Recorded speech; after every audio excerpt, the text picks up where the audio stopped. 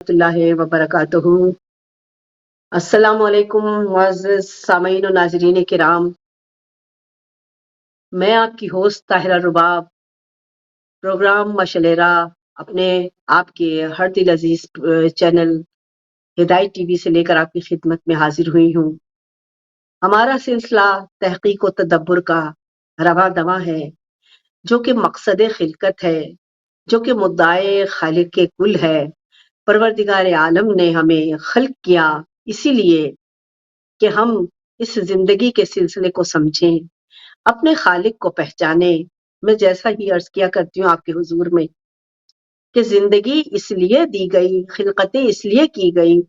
کہ ہم اس چھپے ہوئے خزانے کو، اس مالک ہست و بود کی شناخت کرنے کے لیے اس تسلسل حیات کو لے کر آگے چلیں اور اپنی ذات سے اپنے خدا کو پہچاننے کی زندگی بھر تگ و دور رکھیں۔ یہی مقصد خلقت انسان و کائنات۔ اسی سلسلے میں ہم ہر ہفتے آپ کے حضور میں تحقیق و تدبر کا یہ سلسلہ لے کر قرآن مجید اور مدعے پروردگار اس خوبصورت پلیٹ فارم سے حاضر خدمت ہوتے ہیں، اور امید کرتی ہوں کہ آپ کو یقیناً اس میں سے کچھ ایسے نوادرات حاصل ہوتے ہوں گے، اگر آپ اس کو مسلسل ملاحظہ فرماتے ہیں تو، جن سے تسکین حیات، جس سے خبر آخرت، جس سے ہمیں مقصد زندگی کا پورا سٹرکچر جو ہے وہ معلوم ہوتا ہے، وہ حاصل ہوتا ہوگا۔ اللہ میاں آپ کو توفیق ہدایت عطا فرمائے، ہمیں اس تحقیق و تدبر کے سلسلے میں اس منزل پر کامیاب و کامران پہنچائیں جس پر اس نے چاہا کہ ہم فکر کریں، اور وہ ہمیں اپنی اس صحیح کے صدقے میں نواز دے۔ پروردگار عالم فرماتے ہیں اسی لیے کہ تو ایک قدم آ بندے اور میں 10 قدم آگے آتا ہوں، لیکن ہمیں پتہ نہیں ہے کہ وہ 10 قدم پروردگار عالم کے کتنے ہمارے ہزاروں قدموں کے برابر میں ایک قدم ہوتا ہے، کیونکہ نظام یونیورس میں جو بلندی، جو انرجی بلندیوں پر ہے، وہ اتنی قوی ہے کہ وہاں کا نظام ہمارے سلسلے سے کئی ہزار سلسلے میں آگے بڑھتا ہے۔ ان کے 9,000 سال، کوئی کہتا ہے 12,000 سال ہمارے جب ہوتے ہیں تو تب اس نظام کا 1 سال قرار پاتا ہے۔ پہلے سمجھ میں نہیں آتا تھا کہ یہ کیسے ہوتا ہے، کیونکہ حضرت انسان کی یہی تو کمزوری ہے کہ وہ ہر چیز کو اپنی عقل اور اپنی وسعت فکر سے ادراک کرتا ہے۔ وہ وہاں تک نہیں پہنچ سکتا جہاں خالق و مالک کا کمال ہے، جہاں کائنات کی خلقت کے اس عظیم سلسلے کا تصور یا ترتیب ہے جو مالک کون و مکان کے حضور میں ہے۔ ہم اپنی عقل سے ہر چیز کا تخمینہ لگاتے ہیں، اسی لیے ہم فیل ہو جاتے ہیں، اسی لیے ہم ناکام ہو جاتے ہیں۔ تو یہی میں نے پہلے بھی آپ کے حضور میں یہ سوال بھی تھا پچھلے دنوں ایک گفتگو میں، آپ کے حضور میں اس سے پہلے بھی میں یہ گزارش کر چکی ہوں، عرض کر چکی ہوں کہ انرجیوں کا سلسلہ پورا جو یونیورس کو چلاتا ہے وہ اتنا قوی ہے کہ اس کے حساب سے ایک اپنی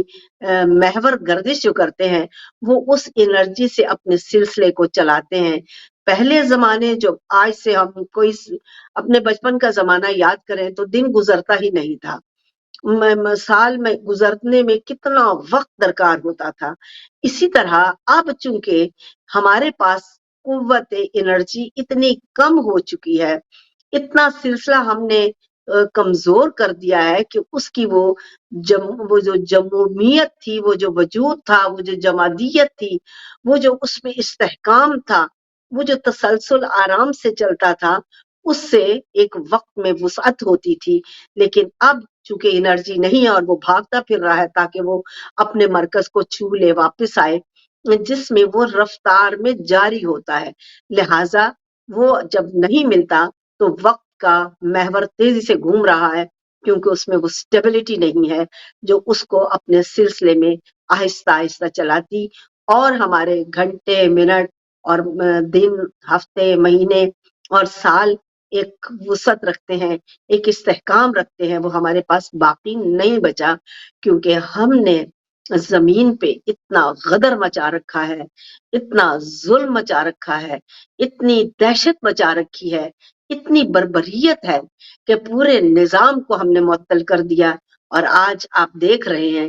کہ انسان کے اندر کا وہ نفس کی جو ایک پاکیزگی، طہارت یا قوت تھی وہ ختم ہو چکی، اس میں وہ نور جو روح کا تھا اس میں کمزوری اتنی آ چکی، اس کے پاس اعمال کے حسنات موجود نہیں کہ وہ اپنی قوت اختیار کو استعمال کر سکتی، وہ روح اپنی قوت سے حاوی ہو سکتی، غالب ہو سکتی اور نظام کو اس طرح سنبھال سکتی جس میں رحم ہے، جس میں اعتدال ہے، جس میں ہوس سے پاکیزگی ہے، جس میں طہارت نفس ہے۔ اور سب سے بڑی بات جو موضوع آپ کو آج ہم ذکر کرنے جا رہے ہیں کہ ہمارا عقیدہ اور ایمان کیا ہے، اور ان میں جو سب سے ضروری امر ہے، جو نقطہ ہے، وہ ہماری جو پاکیزگی ہے، طہارت ہے نفس کی، کہ یعنی آپ کے نفس کی جو طہارت اور پاکیزگی ہے، عزت سے اس کو پہچانا جاتا ہے کہ آپ کے پاس کتنے درجے یا کتنے پرسنٹ عزت نفس موجود ہے۔ آپ کی عزت نفس کا دار و مدار عقیدت اور ایمان کے سلسلے کے ساتھ جڑا ہوا ہے۔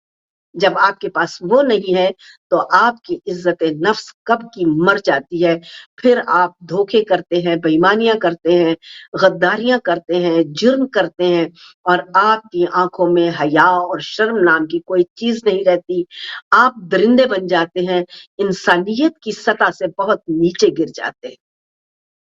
جب انسانیت کی سطح سے نیچے گر جاتے ہیں تو آپ عقیدہ، ایمان، عزت نفس، ان ساری انرجیوں کے اس مرکز سے دور ہو جاتے ہیں، یعنی وہ آپ فنا کر چکے ہوتے ہیں۔ آپ کی روح میں وہ طاقت ختم ہو جاتی ہے جو کہ اس کی درندگی پر غالب آ جاتی ہے۔ نیک اعمال کی وجہ سے اس کو جو قوت ملتی ہے،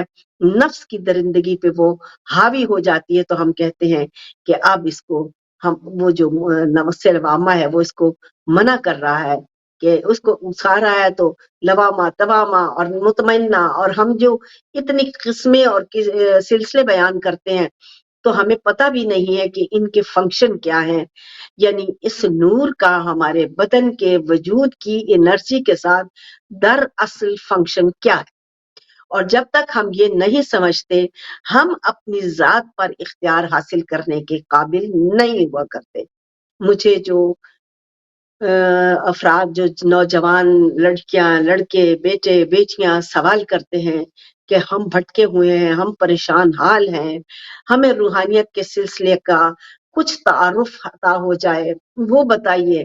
ہمیں اس راہ پر لے کر جائیے۔ تو دیکھیے آج کیونکہ ذات کے اندر اتنی نفی موجود ہے کہ وہ آپ خود کسی طریقے سے اس قوت کو بروئے کار لانے کے قابل ہی نہیں رہے ہیں، خصوصاً نوجوان قوم، کیونکہ ماحول نے ان کو عزت نفس کا پرخچے اڑا کر وہ جو حال دکھا دیا ہے، وہ جو عقیدت اور ایمان سے دوری کا وہ اپنا جو نقشہ دکھا دیا ہے، وہی ان کے سامنے ہے۔ ان کے سامنے مثل قوت عزت نفس باقی نہیں رہی، ان کے پاس ایمان کی دولت باقی نہیں رہی، ان کے پاس عقیدت کا وہ جذبہ باقی نہیں رہا۔ اس لیے آج مجھے آپ کے حضور میں جو بات پیش کرنا چاہ رہی ہوں وہ یہ ہے، وہ کرنی ہے کہ یہ عقیدت اور ایمان کیا ہے۔ اس کے ساتھ ساتھ عزت نفس کا سلسلہ بھی آپ کے حضور میں وضاحت میں آتا رہے گا۔ دیکھیے حضرت انسان کو بنا کر پروردگار عالم نے اس کے بدن میں جتنی بھی مختلف جگہ ہیں، نشان ہیں، جن کو ہم مختلف ناموں سے اپنی مسند میں بیان کرتے ہیں، اردو کی، روح کی سفر میں مختلف نام بیان کرتے ہیں کہ اس کے اتنے اسٹیشن ہیں، اسی طرح ہندوؤں میں بھی اس کے چکرا کے نام سے اس کو پکارا جاتا ہے۔ یعنی کہ ہر سوچ و فکر، تحقیق اور روحانیت نے اس نتیجے کو ظاہر کیا اور بتایا ہے کہ حضرت انسان کے بدن میں مختلف انوار سے، یعنی روح جو امر ربی ہے وہ ہر امر کو، یعنی ہر نظام کے سلسلے کو، ہر روح کی قوت کو اپنے آپ میں سمیٹے ہوئے ہے، تبھی وہ امر پروردگار بنتا ہے۔ امر کے معنی کتنے ہی ہیں، جن میں ایک حکم بھی ہے، جن میں ایک کمال بھی ہے، جن میں اختیار بھی ہے۔ ان سارے سلسلوں کا جب یہ آپ کی روح میں آئے گا تو اس میں امر کی قوت میں جتنے بھی مختلف پہلو ہیں وہ سارے کے سارے ایک مختلف انرجی کے کلر کے ساتھ اس میں درج رکھے گئے ہیں، جیسے منفی کا کالا اور مثبت کا کبھی سرخ ہے، کبھی سفید ہے، کبھی سبز ہے، کبھی پیلا ہے، اور جہاں اورنج ہے، مختلف طرح کے آپ کسی کو دیکھیں کہ وہ پیلا یا اس طرح کا مسٹرڈ اس قسم کا جب لیتا ہے تو اس انسان کے اندر زیادہ پسند کرتا ہے یہ رنگ، تو اس انسان کے اندر ایک حسرت ہوتی ہے شدت سے، جب اس کی ذات میں انرجی، انوائرمنٹ، احساس سے، یہ سب احساس ہیں جو آپ کی ذات کے اندر پروردگار عالم نے ان کو معین فرمایا ہے، وہ طے کیے گئے ہیں اس روح کی طاقت کے ساتھ، اپنے پوری بدن کی انوائرمنٹ میں وہ گھوم رہے ہیں۔ تو جب کسی کو کسی چیز کی شدت سے حسرت ہوتی ہے، کچھ چاہتا ہے، کچھ پانا، تو وہ اس طرح کے رنگ کو پاتا ہے۔ جو طلب میں ہوتا ہے کسی پروردگار عالم کے راستے کی، اور اس کو چاہیے کہ میں کچھ ڈھونڈ لوں، میں کسی منزل پر پہنچوں، اس کو شوق ہے، ولا کا شوق ہے، اس کو ولایت کا شوق ہے، اس کو کسی بزرگی کے اعزاز کی طلب ہے،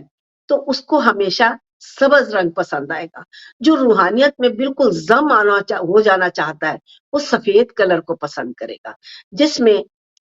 شدت ہوتی ہے وہ سرخ رنگ کو پسند کرے گا۔ اور اسی طرح مختلف سلسلوں سے جب آپ قدرت کے کسی ایسے اعزاز میں غرق ہونا چاہتے ہیں تو آپ سفید پسند کریں گے، اور آپ جب سوگ اور درد میں ہوتے ہیں تو آپ کالے رنگ کو پسند کرتے ہیں، اور کالا ہی سمبل بنتا ہے ہر طرح کے افسوس، صدمے، اور جو بھی آپ کسی بھی اداسی میں ہوتے ہیں، پریشانی میں ہوتے ہیں، تو آپ کی ذات کے اندر ایک سوگ ہوتا ہے۔ اس لیے جب زیادہ کوئی کالے کپڑے پہنتا ہے اور وہ افسردہ رہتا ہے تو اس کو کہتے ہیں کہ تو اپنے لباس کو بدل۔ اب یہ ایک اور یہاں پہ سوال ہوتا ہے کہ سوگ میں لوگ کالا جو پہن لیتے ہیں تو وہ ان پر تو ہر وقت سوگ طاری کیسے رہ سکتا ہے؟ تو یہ سلسلہ اپنی سوچ و فکر کا ہے، اپنی خواہش کا ہے۔ آپ کا اگر یونیفارم ہے تو آپ کے ذہن میں، چونکہ آپ اپنی ریالٹی کے خود کریٹر ہوتے ہیں، آپ اپنی زندگی کی حقیقت کو بنانے والے خود ہیں، جیسا کہ پروردگار عالم نے فرمایا کہ میں نے تمہارے اندر قوت کن فیکون کو رکھا ہے۔ میرے عزیزوں، یہ باتیں یوں ہی نہیں ہیں، یہ پورے کا پورا قرآن مجید ہے جو میں آپ کے حضور میں عرض گزاری کر رہی ہوں، لیکن اس کو میں آج کے حساب سے اس لیے یوں بیان کر رہی ہوں تاکہ آپ کو حقیقت سمجھ میں آ جائے، آپ کو نظام کائنات، اپنی ذات کا نظام اور پروردگار عالم کی منشا سمجھ میں آ جائے۔ میں نے اپنا وہ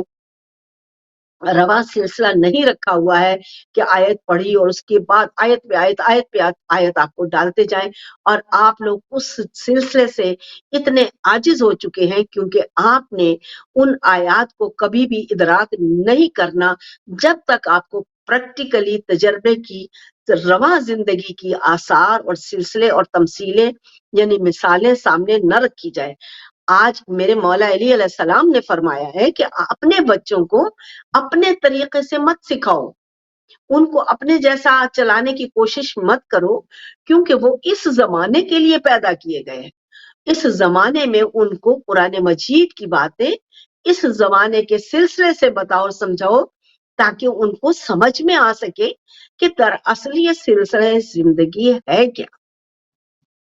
آپ 100 دفعہ یہ آیت پڑھتے رہے اور ترجمہ بچے کو بتاتے رہے، بچے کو اس کا مقصد اور اس کی حقیقت کبھی بھی سمجھ میں نہیں آ سکتی جب تک اس کو آج کے دور کی لاجک جو وہ اسکولوں میں، وہ جو انٹرنیٹ میں، وہ جو نظام یونیورس کو اسٹڈی کرتا ہے، پڑھتا ہے، دیکھتا ہے، جب تک وہ نہیں دیکھتا اس کو بات سمجھ میں نہیں آ سکتی ہے۔ لہٰذا ہمیں اور آپ کو اس سلسلے کو جو پروردگار عالم نے آج کے دور کے لیے عطا کیا ہے اس کو سمجھنا ہے۔ اللہ میاں نے ہمیں یہ بتایا ہے کہ یہ جو کتاب ہے یہ ہر دور کے لیے، قرآن ہمیں بتایا جاتا ہے قیامت تک کے لیے ویلڈ ہے،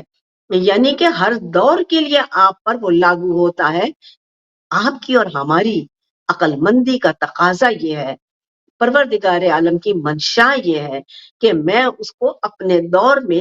سمجھ سے، تدبر سے، فکر سے اور اپنے خیال سے نہیں بلکہ حقیقت سے اس طرح سمجھوں جس سے مجھے آج کے دور میں جینا آ جائے۔ مجھے آج کے دور میں جینا تبھی آئے گا جب میں اپنے خدا کی ہدایات کو آج کے حساب سے سمجھوں گا۔ تو اس لیے آپ کو یہ سمجھنا ہے کہ مختلف انرجیاں نور پروردگار امر ربی جو روح ہے اس میں موجود ہے، تو وہ آپ تک آنے کے لیے، ان کو جاننے کے لیے، ان کو سمجھنے کے لیے آپ کو ذات کا ادراک چاہیے۔ آپ کو قرآن مجید کی آیات کے ان ترجموں کو پڑھ کر حقیقت میں آج کے دور میں سمجھنا ہے۔ آج جو بربریت کے اسی کے بارے میں سوال تھا کہ یہ جو بربریت چل رہی ہے، یہ جو دہشت گردی چل رہی ہے، یہ بے شرمی یا بے حیائی کا سلسلہ، یا جو انسان اتنا ڈھیٹ اور غیرت سے خالی ہو چکا ہے کہ وہ سر عام ہنگامے کر رہا ہے۔ میں ابھی واقعی میں پچھلے دنوں کسی وہ ایک پروگرام کرتے ہیں اینکر، انہوں نے کسی کو ان کے جرائم میں پکڑا، تو جب ان سے بات کی تو وہ بجائے شرمندہ ہونے کے ان پر چیخ رہے تھے اور ان کو برا بھلا کر رہے تھے۔ تو انہوں نے کہا کہ آپ یہ اتنی معیوب حرکت کر رہے ہیں، آپ کو شرمندگی نہیں ہو رہی؟ تو انہوں نے اسی شدت غصے اور نفرت اور انتقام اور مار ڈالنے کے اس جذبے سے کہا کہ نہیں آتی مجھے، سارے پاکستان میں ایسا چل رہا ہے، ہر جگہ چل رہا ہے۔ انہوں نے پوچھا کہ آپ اپنے بچوں کو، کہتے ہیں ہمیں کوئی پرواہ نہیں ہے بچوں کو کیا دیکھ رہے ہیں اور کیا ہو رہا ہے۔ یعنی کہ یہ جو مقام ہے یہ ایک مثال کے لیے سامنے آ گیا۔ تو انسان اپنی اس انسانیت کے اس سطح سے اتنا گر گیا کہ وہ جو حمیت، وہ جو عزت نفس تھی، آپ کو چیخ چیخ کر بتا رہا ہے کہ اس کا میں نے کب سے قتل عام کر ڈالا ہے۔ جس انسان کی عزت نفس باقی ہوتی ہے وہ کبھی بھی کوئی برا عمل نہیں کر سکتا۔ اسی سلسلے کو لے کے رابطے کو ہم اپنے موضوع کی طرف آتے ہیں۔ یہ تمہیدی کلام اس لیے بتایا تاکہ آپ کو یہ احساس رہے کہ میری ذات کے اندر نور پروردگار کی وہ روشنی جسے میں نے اپنے نیک اور صالح اعمال سے تقویت دے کر نفس پر غالب آ کر اپنی عزت نفس کی روشنی کو اتنا بڑھانا تھا کہ میرا ایمان مجھے روشنیوں کے جہان میں اتار دے۔ اور میری عقیدت، اب یہاں پہ میں تھوڑی سی وضاحت کرنا چاہوں گی کہ عقیدت کیا ہے اور ایمان کیا ہے۔ عقیدت وہ ہے جو آپ نے اپنی سوچ و فکر کے خول میں ڈالی ہوئی ہے، جس کا آپ کو کچھ پتہ نہیں ہے، آپ بالکل نہیں جانتے۔ آپ کو کسی بڑے جی بڑے بزرگ ہیں اور یہ بڑے پہنچے ہوئے ہیں اور یہ وہ ایسے ہیں اور وہ ویسے ہیں، اور آپ سن کے بغیر دیکھے، بغیر سوچے، بغیر سمجھے دھڑا دھڑ ان کے عقیدت مندوں میں شامل ہو رہے ہیں۔ عقیدت مند ہونا کمال نہیں ہے۔ عقیدت اس سچی اور پاکیزہ، اس بڑی کمال اور عظمت والی ہستیوں کے لیے کہ جنہوں نے اپنے کمال سے پروردگار عالم کو اظہار کے اس عالم میں ہمارے سامنے پیش کیا کہ ہماری عقلیں دنگ رہ گئیں۔ تو وہ جو ایک عقیدہ ہمارا ان کی ازوات طاہرہ پر بنا،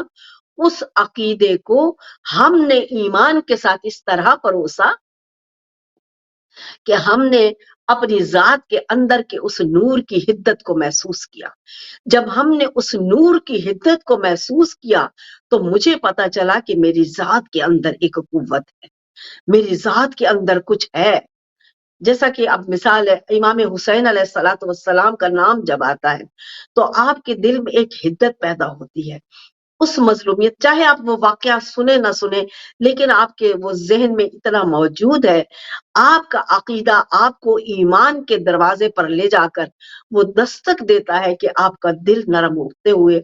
خدا کی ذات یہ جو کہتی ہے کہ میں قلوب میں ہوتا ہوں، تو وہ حدت اور وہ گرمی ہے اور وہ صدائے بازگشت ہے جو آپ کے دل سے ٹھک ٹھک کی آتی ہے۔ یہ ذات کردگار کی وہ صوت ہے کہ جو آپ کے نور کے ساتھ آپ کو زندگی کی حقیقت سے آگاہی دیتی ہے۔ تو جب آپ امام حسین علیہ السلام کا نام لیتے ہیں تو آپ کے اندر سے وہ نور، وہ انرجی، وہ محبت کی تڑپ خود بخود اس قدر شدت اختیار کرتی ہے کہ وہ آپ کی آنکھوں سے ثبوت کے طور پر، محبت کے طور پر ظاہر ہو کر بہنے لگتی ہے، آپ کی آنکھ بھیگ جاتی ہے، آپ کی آنکھوں سے آنسو نکلتا ہے، آپ کا دل پسیجتا ہے، نرم ہوتا ہے۔ یہ کیا ہے؟ یہ عقیدہ تھا آپ کا اس ہستی پر جس نے آپ کو اپنی ذات کے اندر سے ایمان کے دروازے کھول دیے، اور جب ایمان کے دروازے کھل گئے تو آپ نے قرب خداوندی کو پایا۔ آپ نے قرب کو تب پایا جب آپ کا اس ہستی پر جس سے آپ کو محبت ہوئی، عقیدے نے بتایا کہ یہ ایمان کے راستے پر آپ کو وہاں اس منزل پر قریب لے کے جانے والا ہے کہ آپ اپنے کلیجے میں، اپنے قلب میں ایک حدت، ایک تپش، ایک گرمی محسوس کریں گے، اور وہ خدا کی ذات کی محبت جو قلب میں ہے وہ آپ کی آنکھوں سے رواں ہو جائے گی۔ ایک بالکل آج کے زمانے کی ایسی یہ لاجک ہے، ایسی حقیقت ہے جس کو آپ سمجھیں گے تو آپ کو سمجھ میں آئے گا کہ عقیدہ اور ایمان یہ کیا ہے۔ میں نے اس سے قبل ایمان پہ بہت سیر حاصل گفتگو آپ کے حضور میں کی ہوئی ہے کہ ایمان کیا ہے۔ ایمان ہم بڑے بول دیتے ہیں جی میرا تو ایمان ہے اللہ پہ، لیکن ہمارے پاس اندر، ہماری ذات کے اندر وہ حدت اور گرمی نہیں پیدا ہوتی۔ خدا کے وہ خاص مقرب لوگ جو کہ ایمان میں اتنے قریب ہیں،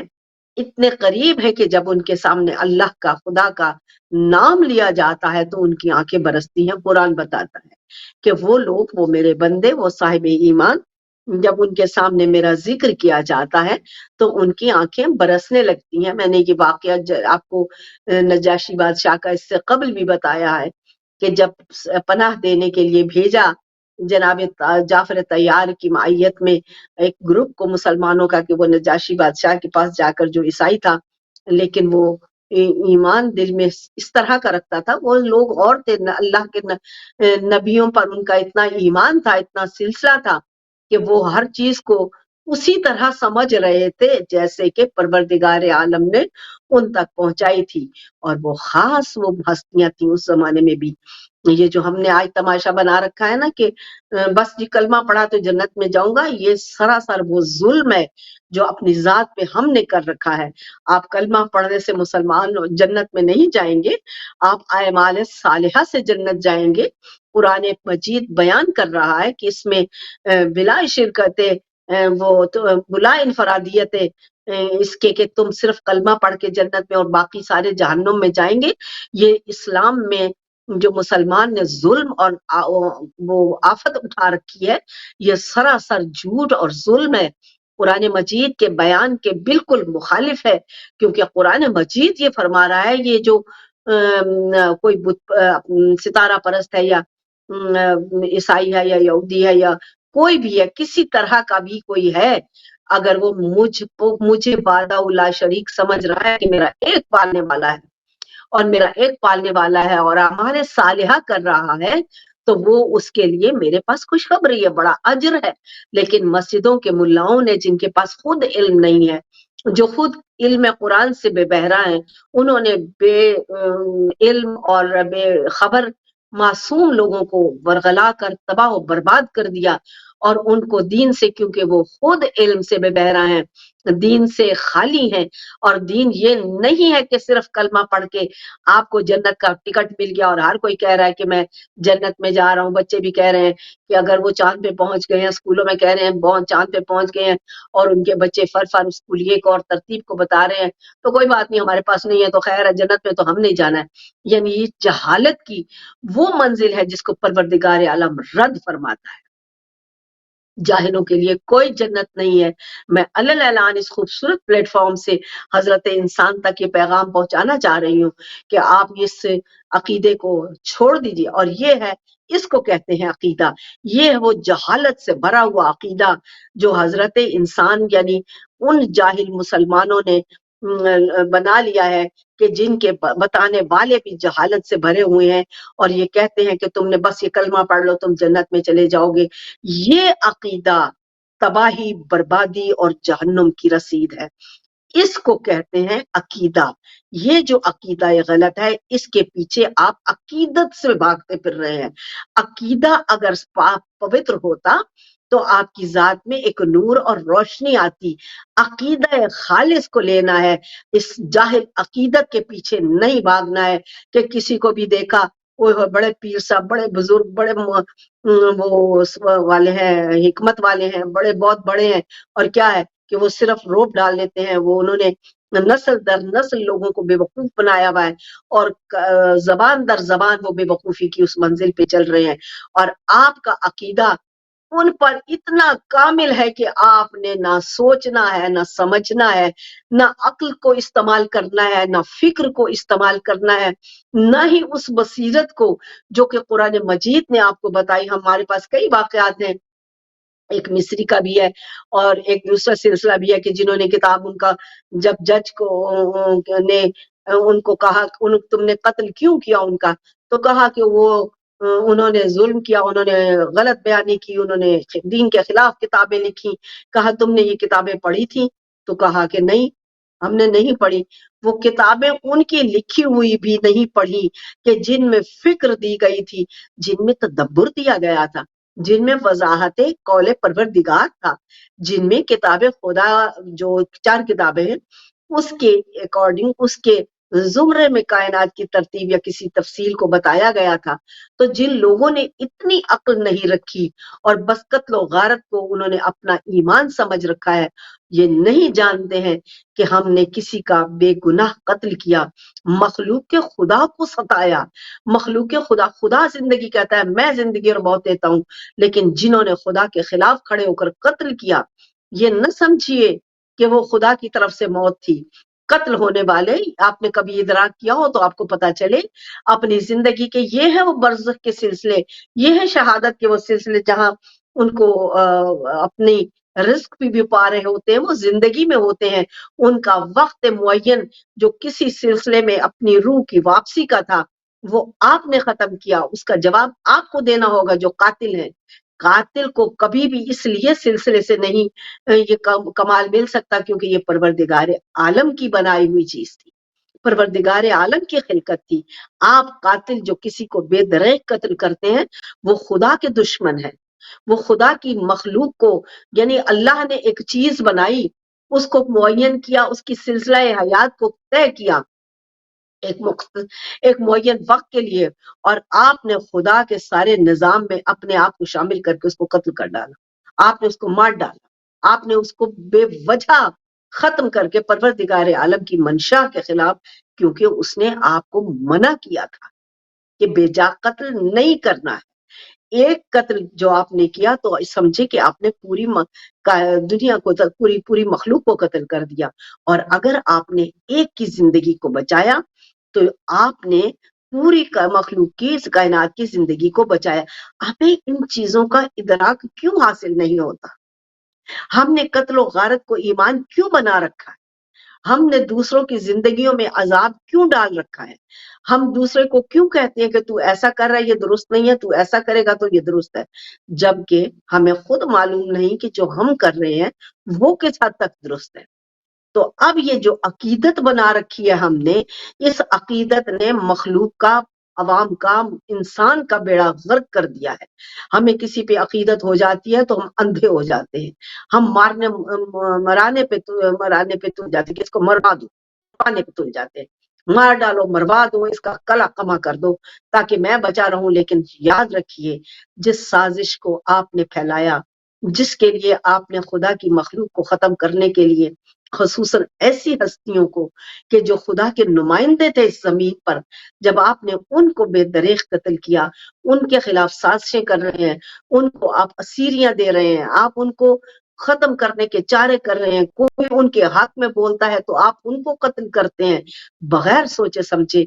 کہ پروردگار عالم نے ان کا مقام آپ کو کیا بتایا، پروردگار عالم نے ان کی حیثیت آپ کے سامنے کیا کیسی پیش کی ہے. یہ عقیدے کے مارے عقیدت مند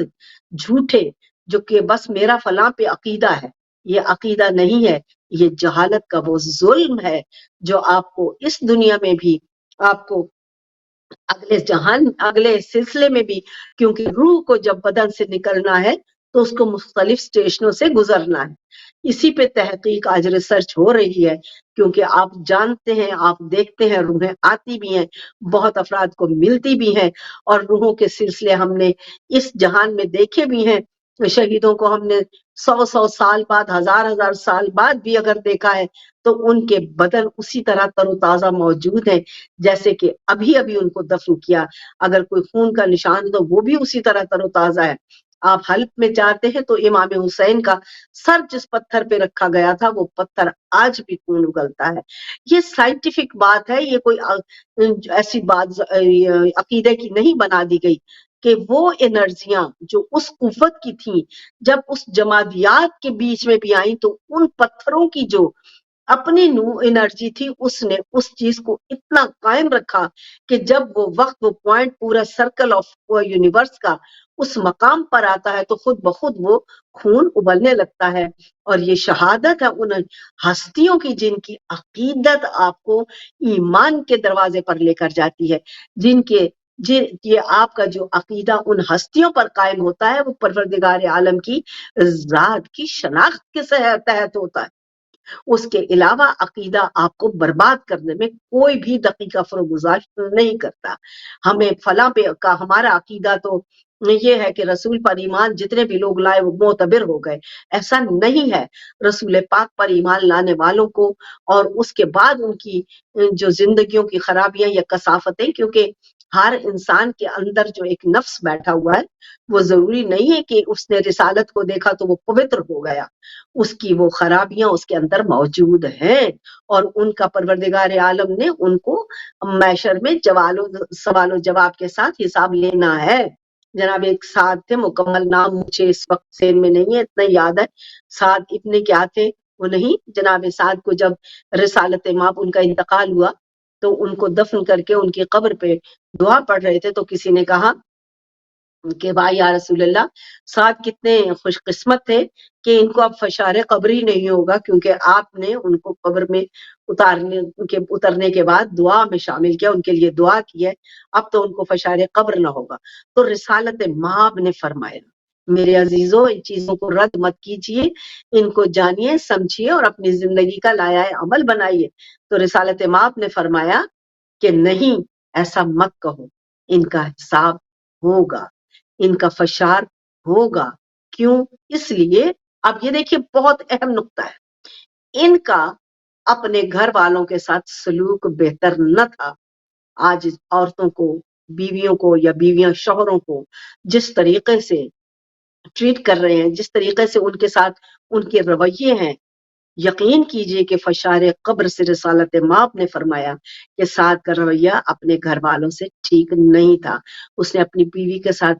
اگر سلوک صحیح نہیں رکھا تھا تو رسالت نے اس کے لیے دعا بھی مانگی تو اس کو خود انہوں نے فرمایا کہ اس کو فشار قبر ہوگا. وہ رسالت کی دعا ضائع نہیں گئی، وہ ان کو قوت دے گی، لیکن تو کہاں دے گی، کب، کس سلسلے میں دے گی، یہ ایک دوسرا سلسلہ ہے. فشار قبر سے جیسے ہی وہ نکلا ہے اس کو اپنے سلسلے میں آگے بڑھنا ہے. جب اس سارے پریکٹیکل سے تجربے سے جو اس کی روح کو، میں نے پچھلی دفعہ بھی عرض کیا تھا کہ اس روح کو صفائی اور اپنی پاکیزگی اور طہارت کے لیے اس منزل سے گزرنا ہے. جب اس منزل سے وہ گزرے گی تبھی وہ اس قابل ہوگی کہ اب آپ دعا پڑھیں گے تو اس تک وہ قوت جائے گی. تب میں کوئی دوسرا ان کے لیے پڑھے گا. اب ہم دن رات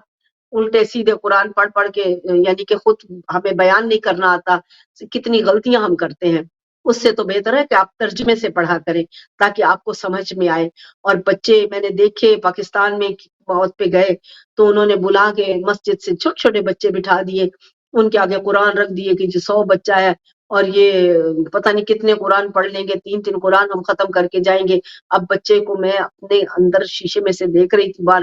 وہ جو کناتوں میں وہ بیچارے بیٹھے ہوئے،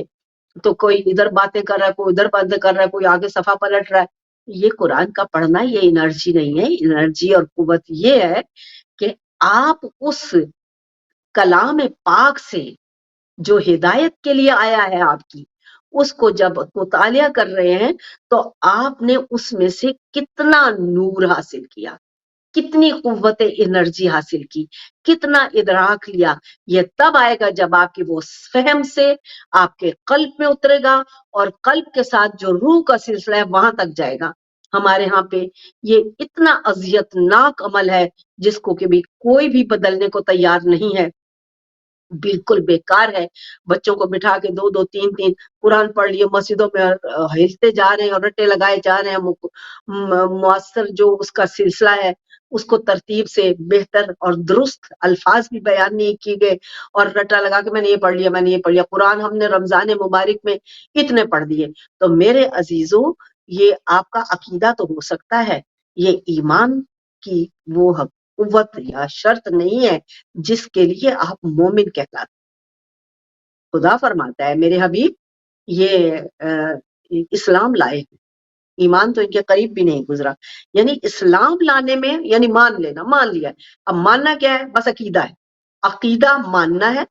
اور اس میں اتر کر زندگی کو وقف کرنا ایمان ہے.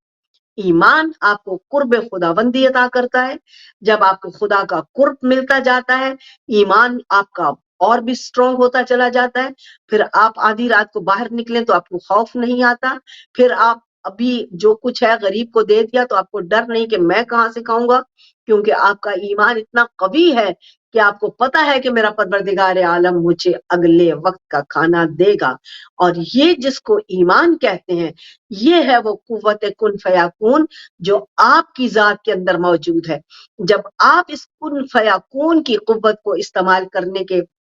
قابل ہو جاتے ہیں تو زندگی کی حیرتیں اور پریشانیاں ختم ہو جاتی ہیں. اور وہ تبھی ختم ہوتی ہیں جب آپ ایمان کے اس درجے پر فائز ہوتے ہیں کہ جناب سلمان اور بوزر بیٹھے ہیں تو جناب سلمان کھانا بنا رہے ہیں، لکڑی کا برتن ہے، ہانڈی ہے جس میں شوربہ پک رہا ہے اور نیچے آگ جل رہی ہے. بوزر حیران ہو کر دیکھ رہے ہیں یہ کیا ہو رہا ہے. پھر وہ نکالتے ہیں، پیالے میں شوربے کو ڈالتے ہیں تو پیالہ گر جاتا ہے پلٹ کے. اب سارا شوربہ تو گر جانا چاہیے تھا، جیسے ہی وہ سیدھا کرتے ہیں سارا شوربہ پیالے میں موجود ہے. اٹھ کر بھاگ گئے، یا رسول اللہ یہ کیا ہو رہا ہے، میں کیا دیکھ رہا ہوں. کہ سلمان کے ساتھ یہ جو واقعات انہوں نے ہوئے بتائے تو رسالت مسکرا کر بولے کہ اے ابو ذر، تو ابھی سے گھبرا گیا. اگر میں تجھے سلمان کا مقام بتا دوں تو پاگل ہو جائے، اور اگر سلمان کو میں علی کا مقام بتا دوں تو وہ دیوانہ ہو جائے. تو ان سلسلوں کو سمجھنے کے لیے تدبر چاہیے، عقل چاہیے، فکر چاہیے، لاجک چاہیے. ہمارے پاس لاجک نہیں ہے، ہمارے پاس ایمان نہیں ہے، ہمارے پاس صرف اور صرف خود ساختہ عقیدہ ہے جس کے خول میں ہم اپنی زندگیاں اس قدر تاریک کیے ہوئے بھاگ رہے ہیں، جا رہے ہیں، اور ہمیں پتہ ہی نہیں ہے کہ ہم کس قدر تباہی کی جانب جا رہے ہیں. للہ عقیدوں کی خود ساختہ بنائی ہوئی اس فصیل میں سے نکلیے، ایمان کی روشنی کو اپنے قلوب سے ظاہر کیجئے، روح کو اس کی قوت عطا کیجئے. روح تبھی سٹرونگ ہوگی جب آپ کے ایمان کا نور اتنا قوی ہو جائے گا کہ آپ صاحب اختیار ہو جائیں گے. اب جو اس قرب میں ہوتا ہے وہ صاحب ایمان ہوتا ہے، اس کی دعا قبول ہونے، فلاں کی دعا قبول ہوتی ہے، فلاں نے ایسا کہا تو وہ ہو گیا. تو کیسے ہو گیا؟ کن فیکون کی طاقت کیسے اس میں اندر آئی؟ کیونکہ اس نے شفافیت کے اس عکس کو اپنی روح کے ساتھ اس طرح منسلک کیا، اس طرح جوڑا کہ اس کے پاس وہ قوت کن فیکون اس طریقے سے آئی کہ اس کے ایمان کی روشنی اور قوت روح کی طاقت کا سبب بنی. عقیدہ نہیں بنتا ہے، ایمان بنتا ہے. عقیدہ ہر کسی کا خود ساختہ ایک خول ہے جس میں وہ بند ہے. یہ عقیدت مندوں کی باتیں ہیں. عقیدہ، ایمان یہ ایک مختلف چیز ہے. یہ جو آپ نے عقیدت مندیاں بنا رکھی ہیں یا دنیا نے بنا رکھی ہیں، یہ بالکل وہ ہیں جو آپ کو تباہی کی طرف لے کر جاتی ہیں. اپنے ہر زمین کے خود ساختہ خدا کو اپنے عقیدے میں خدا مت مانیے، اپنے عقیدے میں شفاف رہیے، اور وہ تبھی ملے گا جب آپ کے پاس ایمان کی قوت ہوگی. جب آپ کے ایمان میں اتنی حدت ہوگی کہ آپ کا عقیدہ ایمان کی روشنی بن جائے گا اور وہ روشنی آپ کی روح کو طاقت دے گی اور تب آپ نیک اور صالح انسان ہر خاص و عام کے نظر آئیں گے. آپ کے پاس عزت نفس کی طاقت ہوگی. انشاءاللہ کوشش کریں گے کہ زیادہ عزت نفس کے بارے میں اگلے اپنے نشست میں آپ کے حضور میں بیان کیا جائے. آج چونکہ عزت نفس سے خالی ہے انسان، اس لیے اس کو ذرا بھی وہ نہیں حیا محسوس ہوتی کہ اس کے جرائم، اس کے ظلم، اس کی نازیبا حرکات، اس کی غیر انسانی اور دور از دین حرکتیں اور اعمال اس کو ذلیل و خوار کیے جا رہے ہیں، لیکن اس کو کوئی شرم اور رکاوٹ محسوس نہیں ہوتی، کیونکہ عزت نفس قتل اور ختم ہو چکی، اس کی موت ہو چکی. عقیدے اور ایمان کو سمجھتے ہوئے آگے بڑھیے. انشاءاللہ اگلی نشست میں پھر آپ کے حضور میں حاضر ہوں گے. تب تک کے لیے مجھے اپنی دعاؤں میں یاد رکھیے. اجازت دیجیے. خدا حافظ.